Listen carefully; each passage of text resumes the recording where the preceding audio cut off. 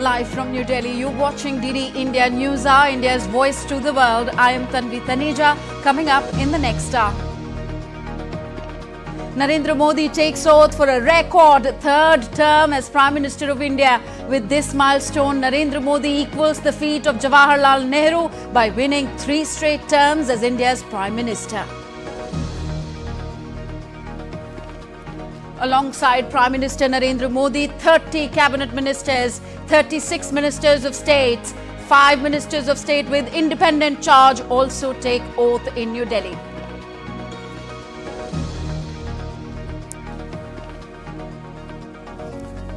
Swearing-in ceremony attended by leaders of India's neighbourhood. Leaders from Maldives, Bangladesh, Sri Lanka, Nepal, Mauritius and Seychelles attend the event in New Delhi.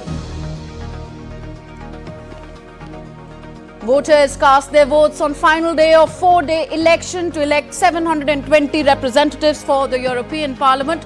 Top EU politicians, including Chief Ursula von der Leyen, French President Emmanuel Macron and German Chancellor Olaf Scholz, cast their votes on the final day.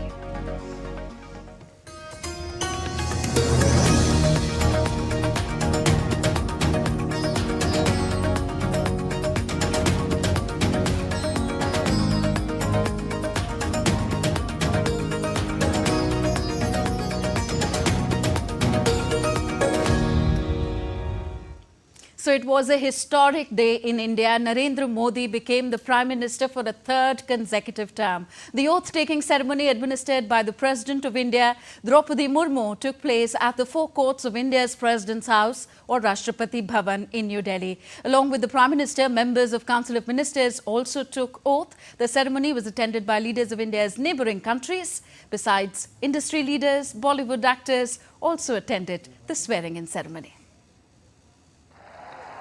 Sunday was a historical day in India's democratic system. Narendra Modi took oath as Prime Minister of India for the 3rd consecutive term on Sunday. With this, Prime Minister Narendra Modi became the 2nd Prime Minister of India after Jawaharlal Nehru to form a government at the centre for the 3rd time in a row. Prime Minister Modi was administered oath of office and secrecy by President Draupadi Murmu at the forecourt of India's President's House or Rashtrapati Bhavan in New Delhi. मैं नरेंद्र दामोदर दास मोदी ईश्वर की शपथ लेता हूं कि मैं विधि द्वारा स्थापित भारत के संविधान के प्रति सच्ची श्रद्धा और निष्ठा रखूंगा। मैं भारत की प्रभुता और अखंडता अक्षुण्ण रखूंगा। मैं संघ के प्रधानमंत्री के रूप में अपने कर्तव्यों का श्रद्धापूर्वक और शुद्ध अंतःकरण से निर्वहन करूंगा तथा मैं भय या पक्षपात, अनुराग या द्वेष के बिना सभी प्रकार के लोगों के प्रति संविधान और विधि के अनुसार न्याय करूंगा। मैं नरेंद्र दामोदर दास मोदी ईश्वर की शपथ लेता हूं कि जो विषय संघ के प्रधानमंत्री के रूप में मेरे विचार के लिए लाया जाएगा अथवा मुझे ज्ञात होगा उसे किसी व्यक्ति या व्यक्तियों को तब के सिवाय जबकि प्रधानमंत्री के रूप में अपने कर्तव्यों के सम्यक निर्वहन के लिए ऐसा करना अपेक्षित हो, मैं प्रत्यक्ष अथवा अप्रत्यक्ष रूप से संसूचित या प्रकट नहीं करूंगा। Alongside Prime Minister Narendra Modi, Members of his Council of Ministers also took their oath. Some of those who took oath as ministers included Rajnath Singh, Amit Shah, Nitin Gadkari, J.P. Nadda, Shivraj Singh Chauhan, Nirmala Sitharaman, Dr. S. Jaishankar, Manohar Lal, Piyush Goyal, Dharmendra Pradhan, Sarbananda Sonowal, Jyotiraditya Scindia, Bhupendra Yadav, Kiran Rijiju, Hardeep Singh Puri, Dr. Mansukh Mandavia, among others. While among NDA allies who took oath as ministers included JDS leader H.D. Kumaraswamy, Hindustani Awam Morcha leader Jitan Ram Manjhi, JDU leader Rajiv Ranjan Singh or Lallan Singh, LJP leader Chirag Paswan, TDP leader Ram Mohan Naidu. Among other politicians who attended the event included TDP leader Chandrababu Naidu, JDU leader Nitish Kumar, Maharashtra Chief Minister Eknath Shinde, Jan Sena Chief Pawan Kalyan, among others. With over 9,000 guests, the event was attended by a number of foreign dignitaries as part of India's Neighbourhood First policy. The swearing-in ceremony witnessed the presence of Nepali Prime Minister Pushpa Kamal Dahal, Bangladesh Prime Minister Sheikh Hasina, Maldives President Mohammad Muizu, Sri Lankan President Ranil Wickremesinghe, Mauritius Prime Minister Pravin Jugnauth, and Vice President of Seychelles Ahmed Afif. The swearing-in ceremony also saw the presence of top industry leaders including Mukesh Ambani, Gautam Adani, and Kumar Mangalam Birla, while Bollywood actors including Shah Rukh Khan, Akshay Kumar, and Raveena Tandon also attended the swearing-in ceremony. In the recently concluded elections, the National Democratic Alliance or NDA secured absolute majority by winning 293 seats. And now two eminent guests join us for this discussion on the swearing-in of Narendra Modi. Sanjay Bhardwaj joins us from School of International Studies, Jawaharlal Nehru University in New Delhi. And Praful Ketkar continues to be with us. He's editor of the Organizer Weekly. Thank you, both of you gentlemen. First to you, Sanjay ji, a word about today, a historic day as the BJP-led NDA government has taken oath for the third consecutive term, the significance of this day. No, definitely, this is a historic day in the Indian history that Honorable Prime Minister Narendra Modi has taken oath third time after Nehru. And the most important point, what I witness is that most of the performing ministers, they are in the third time as well in the cabinet. Particularly since I work on foreign policy and international relations, I can see Dr. Jaishankar is there, who had been instrumental of promoting India's interests globally.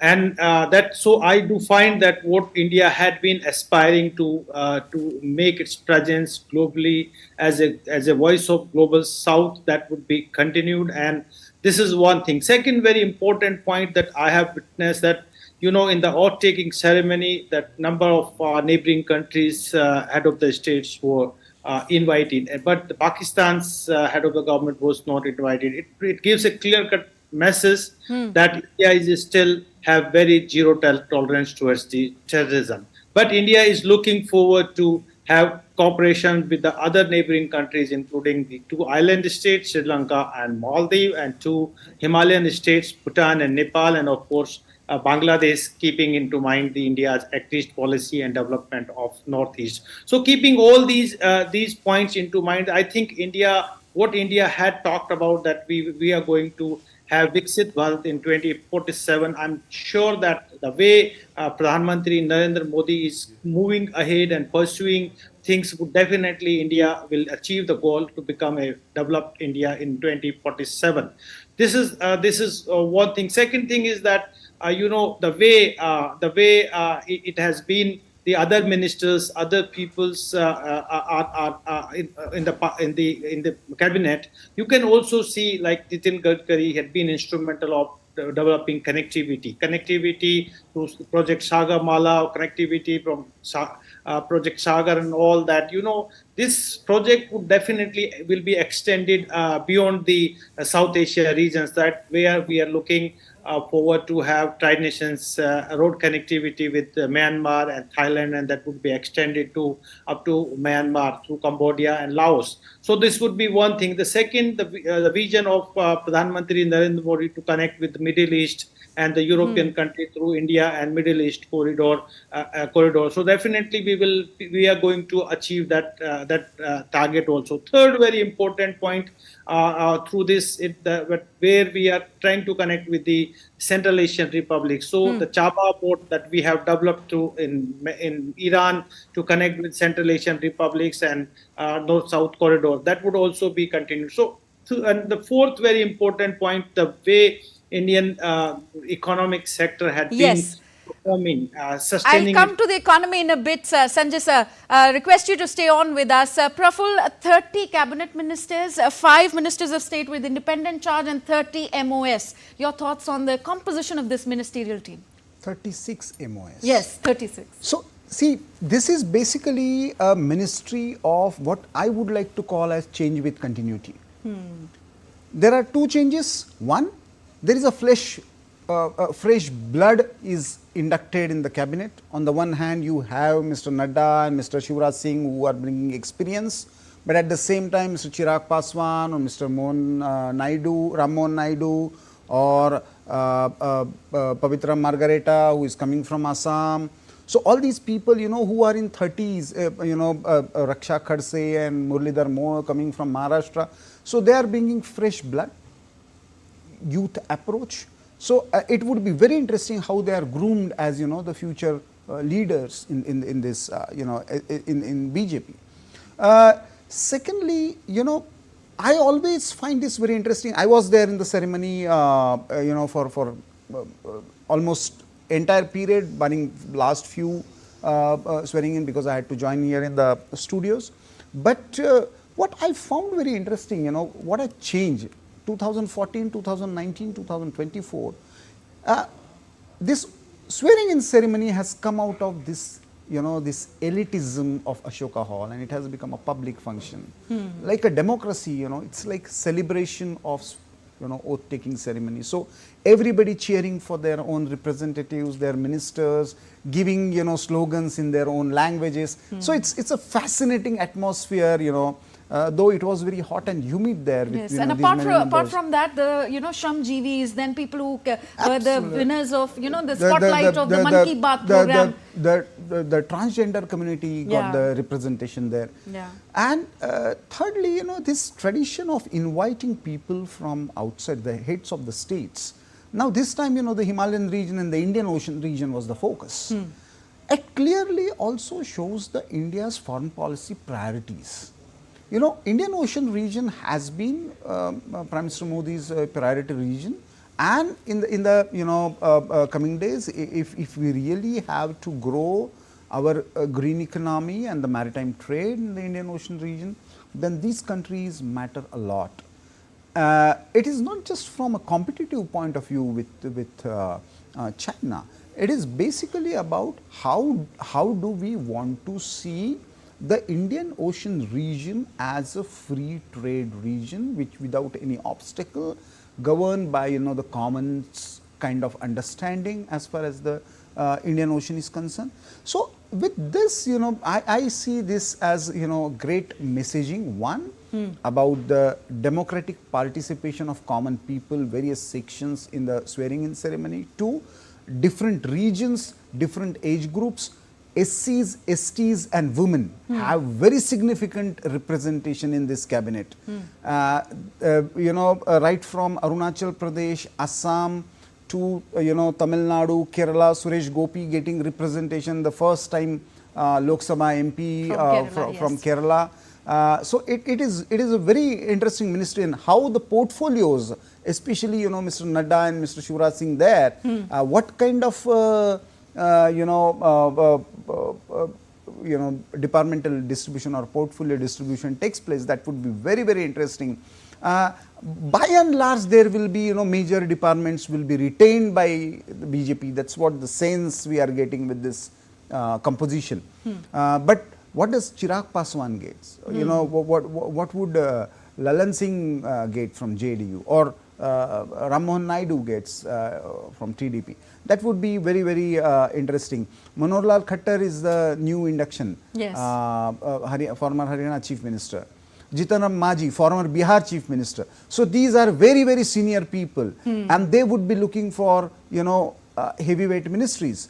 So how does this, you know, portfolio distribution takes place, and how does Prime Minister Modi prioritize? Because all of us know that he has already kept the 125 days plan ready. Yes. So how it will be very, very crucial, Yeah. this distribution and then unfolding the plan for first 125 Yes, so a lot days. of balancing has to be done by Prime Minister Narendra Modi here. Coming to Sanjay Bhardwaj ji, will we see a spirit of accommodation in both the BJP and its allies over the next 5 years? And could there be any points of contention in your view? No, absolutely. This is very inclusive, progressive government that I can see. So definitely, whatever you know, it has been told by Mr. Praful also regarding the formation of the ministry and all that. But what do I see keeping all these point into mind? That Modi government will keep in priority of 3 areas that would be I can witness the way he has invited the head of the states from the neighboring countries, from the Seychelles, Mauritius, and all that, and the way it has been inducted the ministers from different parts of the country and different political parties. I do find that one would be the first priority of the Indian government would be the security, and in the security, the 3 aspects that they will definitely look forward: that countering terrorism, defying fundamentalism, and of course that curbing insurgency, the way the ministers from Assam had been incorporated and from other parts. So these would be 3 very important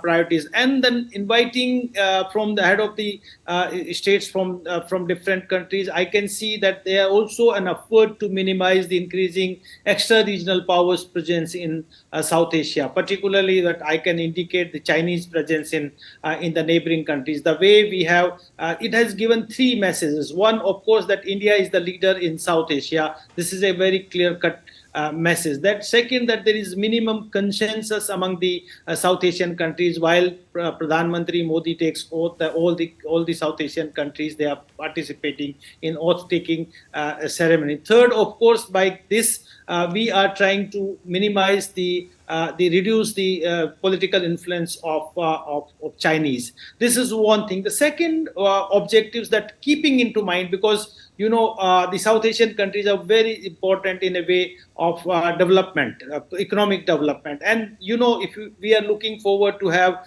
the energy drive Bihar and Uttar Pradesh. For that, Nepal and Bhutan is very important because they have huge potential of hydroelectricity generation. Then we are looking forward to have importing natural gas from Myanmar. Bangladesh is again very important. So we are looking at the connectivity, we are looking energy cooperation with these countries, and so we want to have these countries into confidence, because our priority is the development, and we want to take all these South Asian countries, all the neighboring countries into the developmental boat. While the Pakistan is not coming, we are creating alternative ways to cooperate beyond with the extended neighborhood. Third very important point, you know, as Prafulji also correctly pointed out, that India is the largest functional democracy. Or I would say that India is the mother of democracy, and wants to give the message to all the countries, even in the neighborhood, that we are looking forward to democratic institutions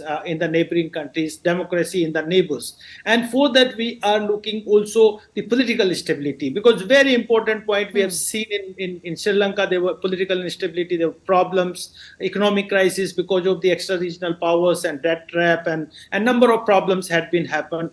In Nepal, you know that there are change of the guards, and you know instability has been witnessed. We have seen in Maldives the way the political parties, they are trying to create a kind of political slogans of like India out and all that. I think that those forces will be minimized and sidelined. But with Mohammad Muizzu's visit in the swearing-in ceremony, things are going to turn around.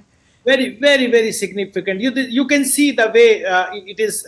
This is the power, or this is convincing power of or leadership of Pradhan Mantri Narendra Modi, that where there were little bit problem and bitterness between Maldives and India, but the Maldivian president is participating in his oath taking ceremony, means that we are coming closer for to have a conversion of interest or mutual interest of development and security in Indian Ocean and in the South Asia region. So that political stability in all the South Asian countries, particularly when then I take about Southeast Asian countries, because two countries are aspiring to have towards look east or act east approach, and there Myanmar is very important, where the Chinese are having clear-cut support to the military junta and also the rebellions there, and because they are creating arms market and all that. So I think understanding between India and Bangladesh will definitely make a secure environment in Eastern South Asia sub-region, so that we can have a better smooth transition to power is probably an example that our neighbors can see here. Coming back to you, Prafulji, talking of the cabinet formation now, which portfolios do you think that the BJP is likely to retain, and where will it do the balancing act as far as its allies are concerned? Before coming to that, the question that you asked about the equations within the government and whether alliance partners will pull the pressures. Today's ministry formation clearly shows that there has been a clear-cut understanding, because only JDU and TDP has got cabinet berths, one each. Shiv Sena, Eknath Shinde group and Jayant Chaudhary, that is RLD, they have got two ministerial berths of independent charge, state ministers.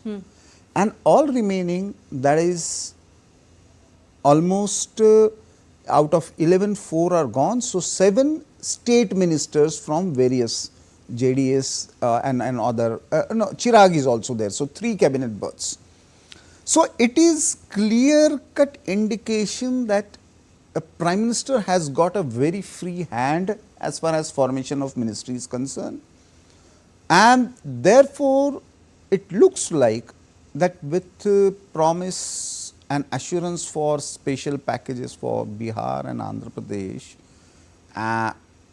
it does not look like a lot of pressure there on Prime Minister Modi as far as the cabinet berths are concerned. Now, it also means when it comes to the distribution of portfolios, Prime Minister will be using his discretion. In that sense, let us come to your second question.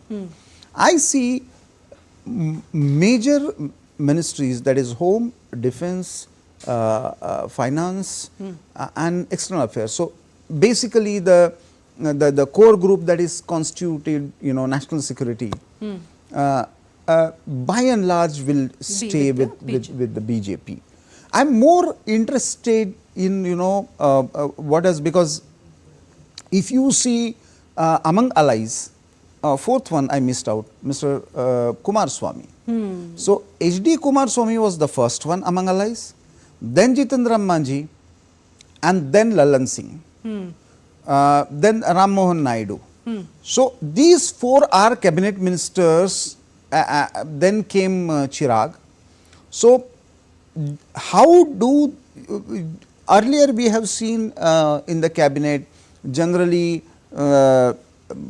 heavy industries ministry was given to Shiv Sena. That was the equation. Aviation ministry used to be at one point with TDP when TDP was part of and Gajapati Raju was the aviation minister then. But seeing Mr. Scindia there and Hardeep Puri there, it would be very interesting who would be getting. Then petroleum is another important area. So this how does Prime Minister Modi does this balancing act, and of course finance and commerce and industries, because both Nirmala Sitharaman and Piyush Goyal both are there. So who would be getting what? Okay. Agriculture is another area, because post-farm laws, and if you go to the mandate and go it in depth, rural areas and agricultural issues, that are the things which has at certain level hampered BJP's prospect in the elections. So how does BJP respond to that? Yes, that remains Policy to be wise, seen. that needs to be seen. Very quickly, sir, we are short of time. What role do you see opposition playing in the next 5 years? It's a very difficult to predict, but what if I can see about Mr. Rahul Gandhi's gestures in last 2 press conferences that he did after the election results, and his positioning that this is not a legal government, Prime Minister Modi doesn't have a mandate, and also coming up with this theory of some kind of scam happening in the stock market on the counting day. It clearly shows that he is creating ground for ruckus in the first session itself. So this will be a very, very vocal opposition. It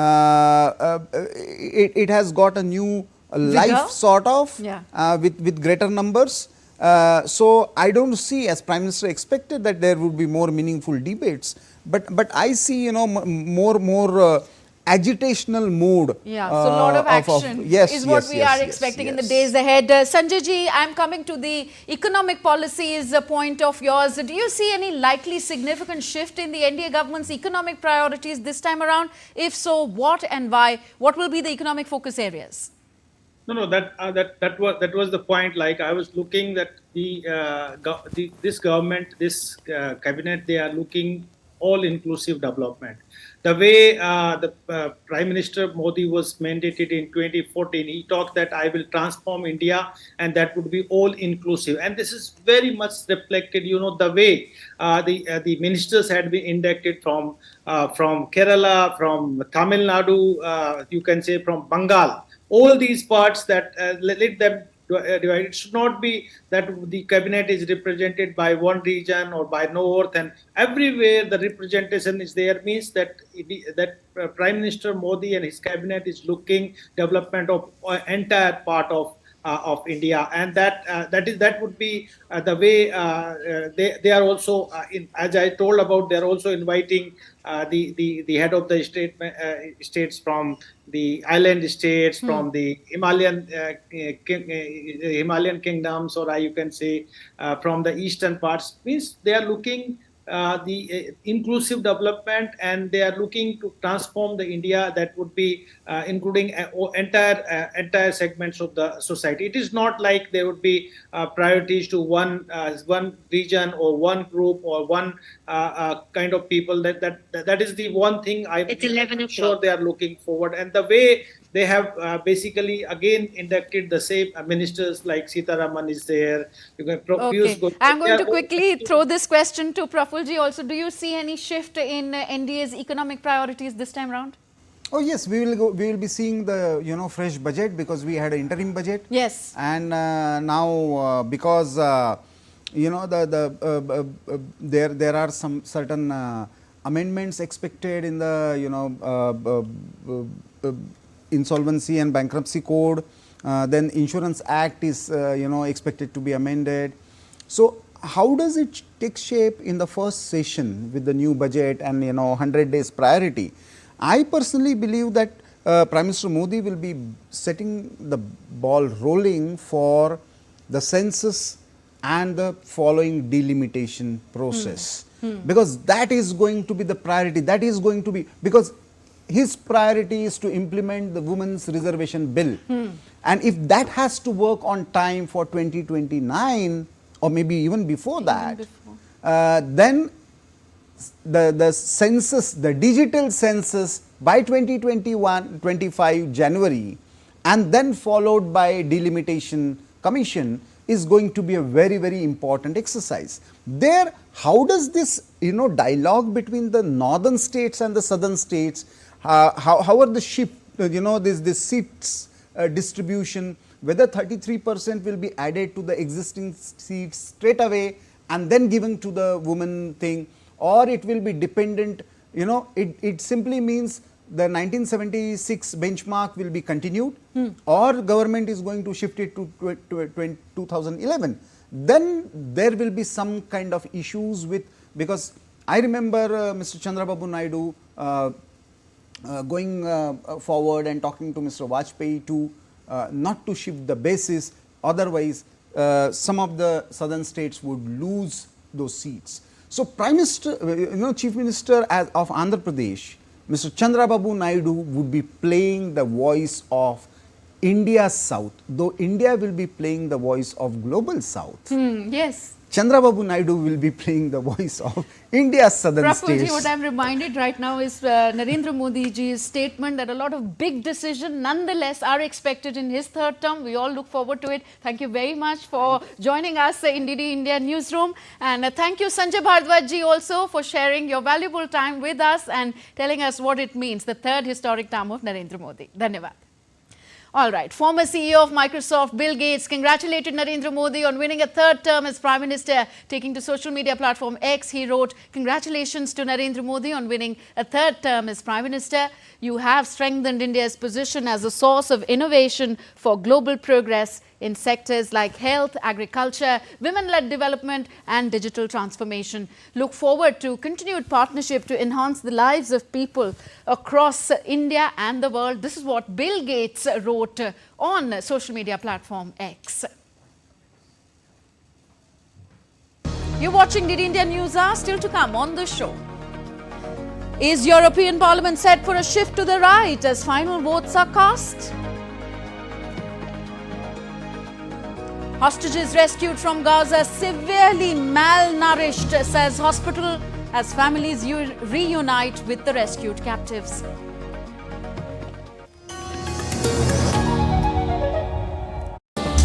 Voice of a rising aspirational world. Stories of challenges, struggles and accomplishment. A world battling conflict, hunger and poverty. Embracing growth, development, science and technology. A voice of progress, a voice of unity. Watch Voice of the Global South with me, Akshay Dongre, only on DD India.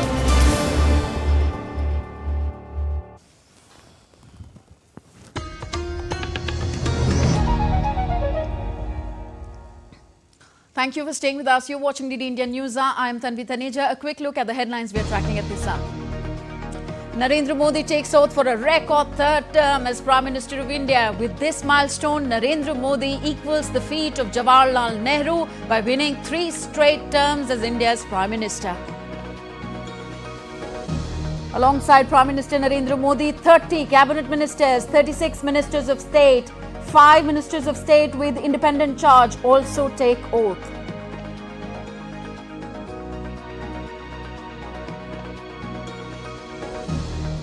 Swearing-in ceremony attended by leaders of India's neighbouring countries. Leaders from Maldives, Bangladesh, Sri Lanka, Nepal, Mauritius and Seychelles attend the event in New Delhi.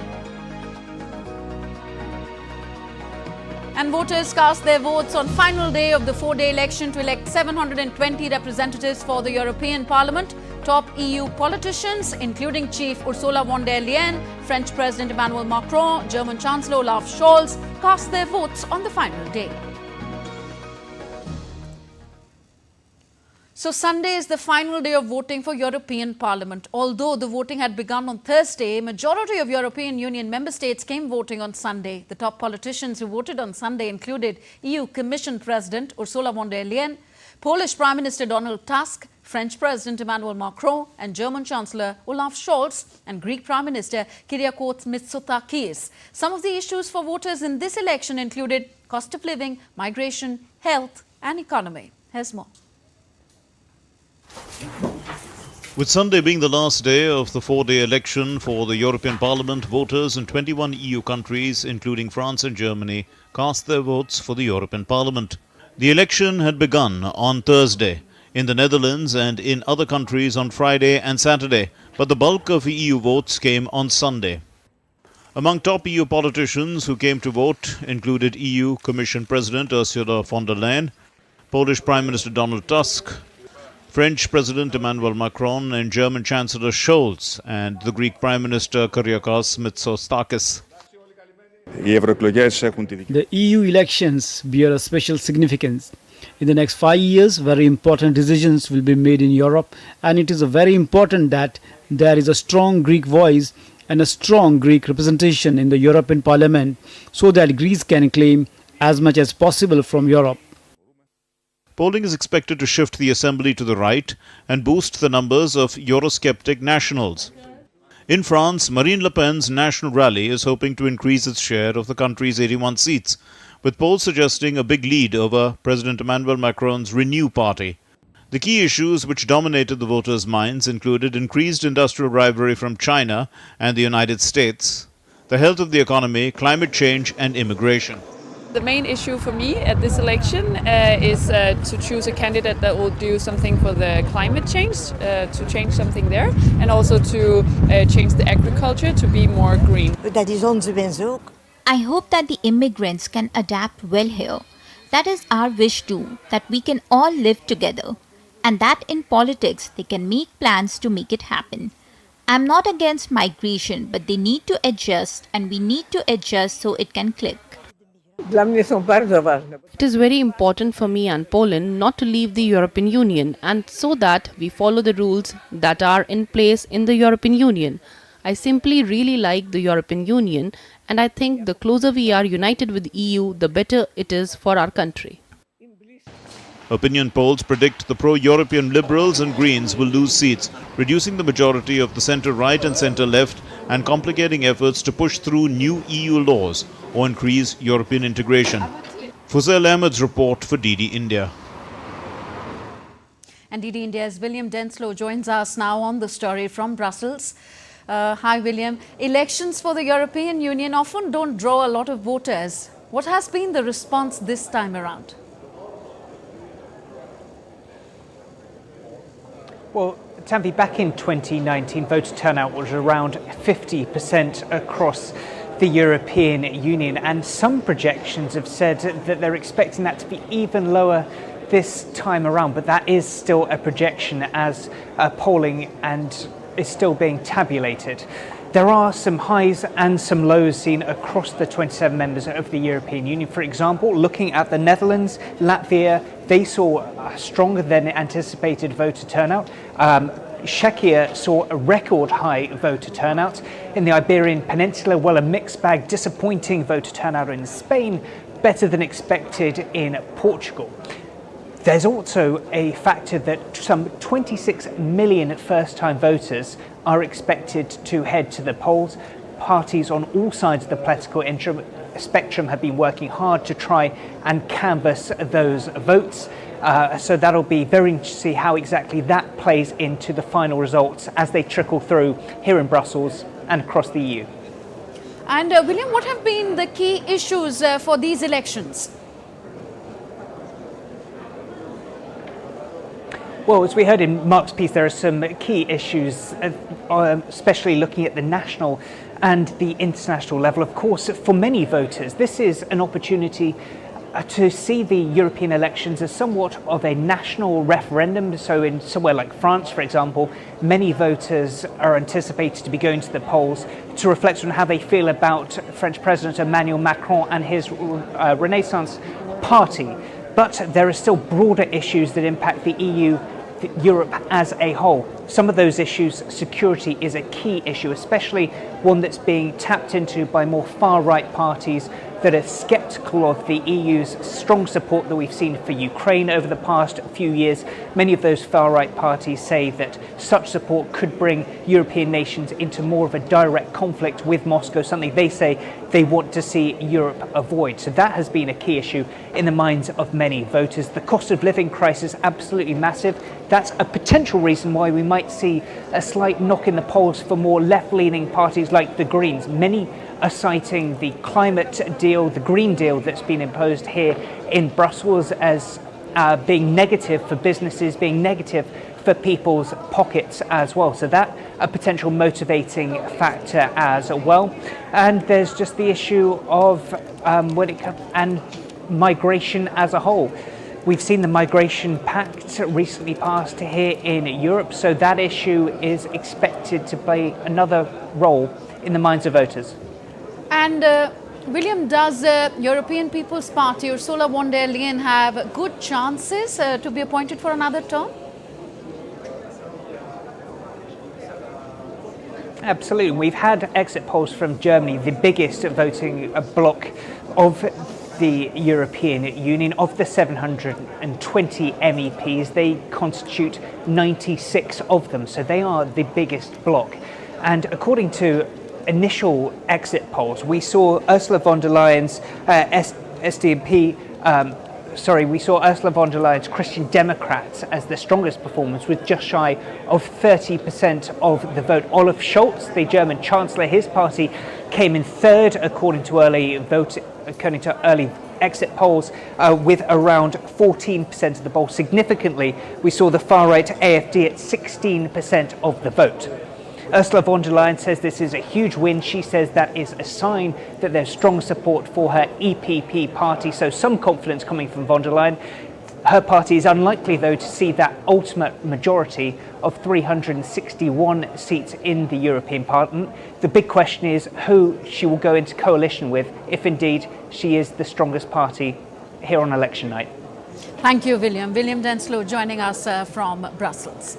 Now, Bulgarians head to the polls on Sunday for their 6th parliamentary election in 3 years. But analysts say the vote is unlikely to yield a stable government that can end prolonged political instability and unblock economic reforms. Bulgaria has been plagued by revolving door governments since anti-corruption protests in 2020, with a series of elections producing shaky coalitions that swiftly crumbled. The latest opinion polls suggest no party will win a majority, setting the stage for a new round of coalition talks once the votes are in. As the United Kingdom is going to poll for general elections on July the 4th, the Conservative Party and the opposition Labour Party will publish their manifestos this week. British Prime Minister Rishi Sunak's Conservative Party on Saturday announced details of its plans to tighten sickness benefit rules, which would eventually save £12 billion a year. Sunak has called the national election for July the 4th. Opinion polls suggest that his Conservatives are on course to suffer a heavy defeat to the opposition centre-left Labour Party. Iran's Guardian Council, which oversees elections and legislation, has approved 6 candidates to run for president in the upcoming election. According to State TV report, Iran's hardline parliament speaker Mohammad Baqir Kalibaf, former chief nuclear negotiator Saeed Jalili, and Tehran's conservative mayor Alireza Zakani are the candidates who are on the list. Election office spokesperson also includes Masood Pezeshkian, a reformist lawmaker, Mustafa Por Mohammadi, a former interior minister, and Amir Hussain Ghazizadeh Hashemi, a conservative politician, in the list. With the announcements of the final list, the electoral activities officially have started in Iran. The national election is due to take place on June the 28th.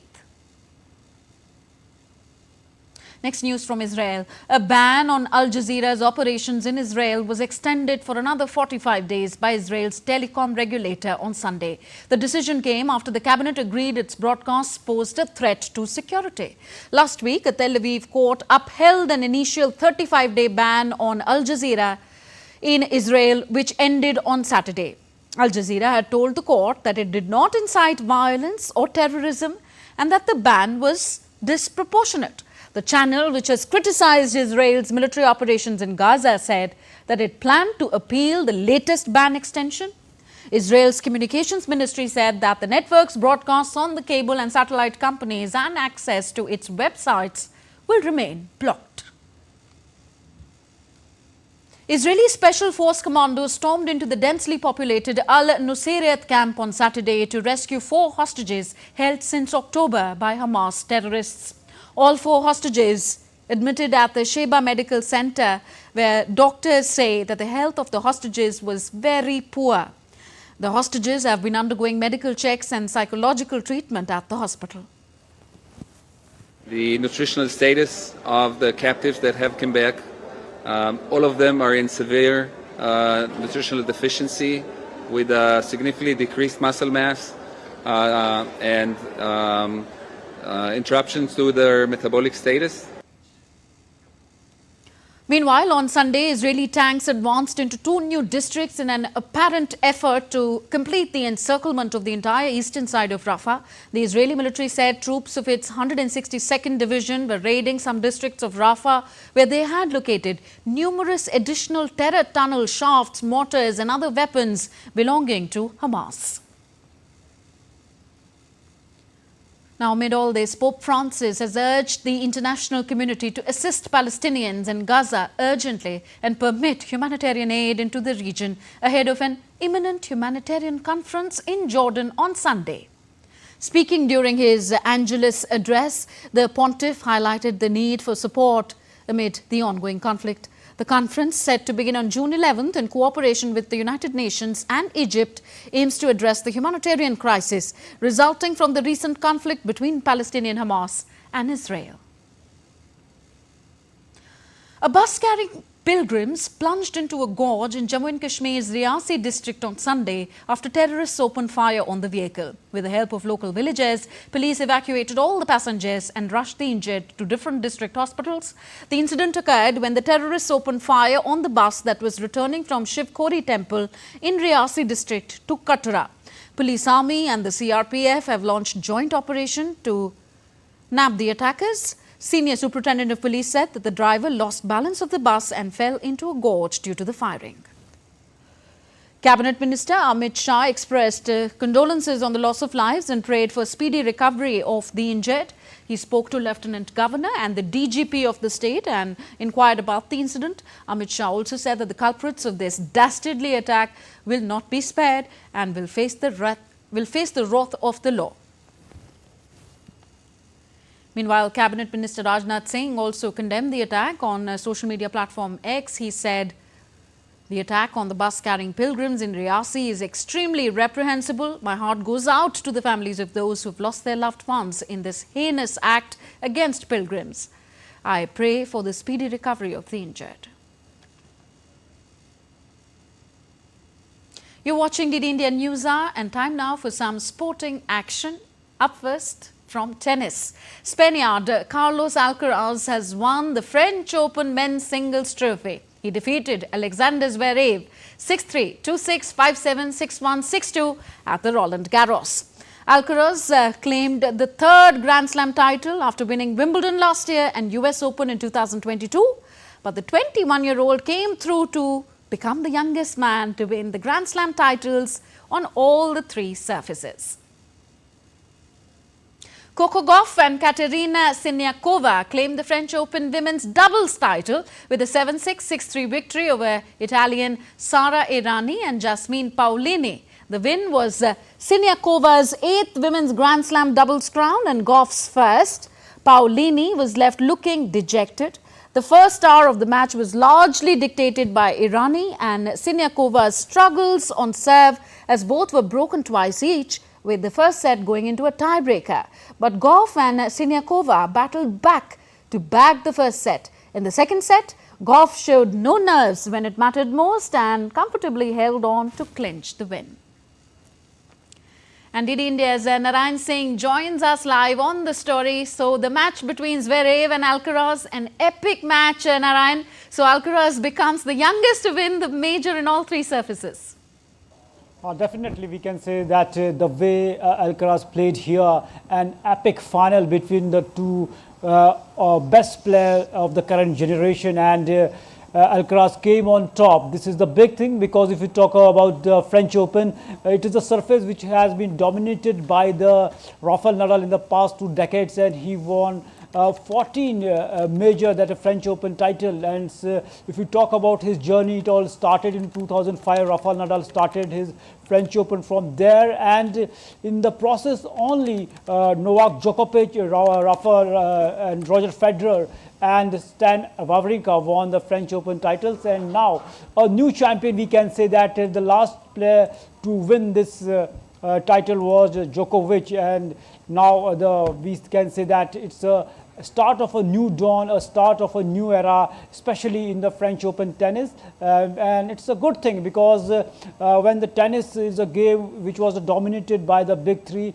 and it shows that with the, we can say that the way Rafael Nadal has been injured and he lost in the first round against the Zverev, and after that Djokovic also got injured, and he had a successful knee injury. So it shows that the transition phase is coming in the men's tennis, and the players like Zverev and the players like Wawrinka, we can say that the Wawrinka was once time, he also won the French Open title. Now the players like these young players are showing the metal on the clay, red clay, and hopefully the next generation has arrived with the win of Alcaraz in this tournament. Yes, interesting that you say the next generation has arrived. So Rafael Nadal hails from Spain, Carlos Alcaraz from Spain. What's about these Spanish men and their association with clay tennis?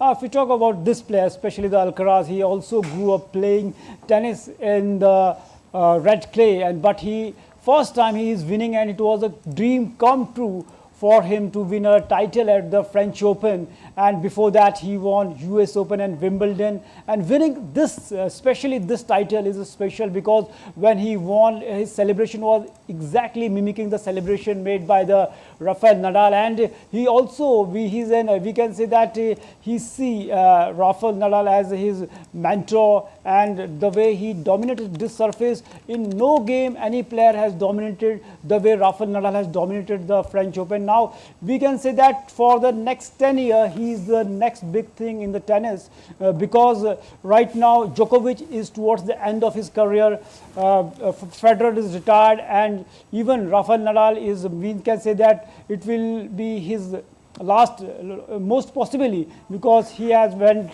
through a hip injury, and he also said that he is maybe this tournament, this French Open, where he faced the first round exit, could be his last one. So now, for the way, the kind of tennis he is playing at the age of 21, and he is the youngest player to win his first 3 Grand Slam on the different surfaces, it shows the immense talent he has got. So all in all, if we talk about Zverev, he is 27-year-old.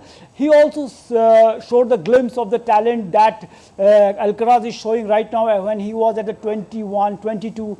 But he failed to translate those success, those, we can say that, the chances into the trophies.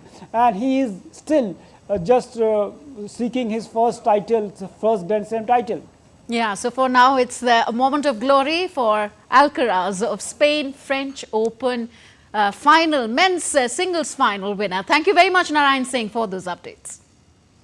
All right. Iraq has embarked on a project to renovate Baghdad's Ottoman-era street to revive the ancient charm and boost tourism. The project includes restoration of Kushla clock and other landmarks dating back to Abbasid Caliphate.